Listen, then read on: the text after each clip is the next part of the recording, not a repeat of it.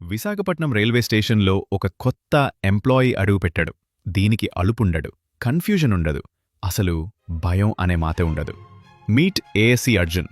ఇది కేవలం ప్యాసింజర్లకి దారి చూపించడానికి మాత్రమే కాదు, మీ సేఫ్టీని కాపాడటానికి డిజైన్ చేసిన హ్యూమనాయిడ్ రోబోట్. ఇది మేక్ ఇన్ ఇండియా, ఇంకా చెప్పాలంటే మన మేడ్ ఇన్ వైజాగ్ ప్రైడ్.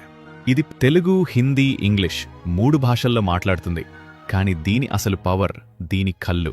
ఇది 24 అవర్స్ ప్లాట్ఫామ్ మీద తిరుగుతూ ఆర్టిఫిషియల్ ఇంటెలిజెన్స్తో క్రౌడ్ని స్కాన్ చేస్తుంది. ఎవరైనా క్రిమినల్ కనిపిస్తే ఫేస్ రికగ్నిషన్తో పట్టుకుంటుంది.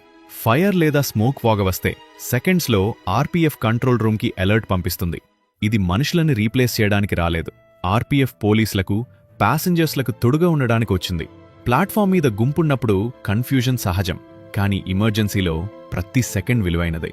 అర్జున్ చేసే పని చిన్నగా అనిపించచ్చు, కాని అది సేవ్ చేసేది ప్యాసింజర్స్ సమయాన్ని మాత్రమే కాదు, అవసరమైతే ప్రాణలాని. అర్జున్ మాట్లాడుతాడు, వింటాడు, కడుల్తాడు, ఇంకా నేర్చుకుంటాడు. ఇది మన ఇండియన్ రైల్వేస్ ఫ్యూచర్.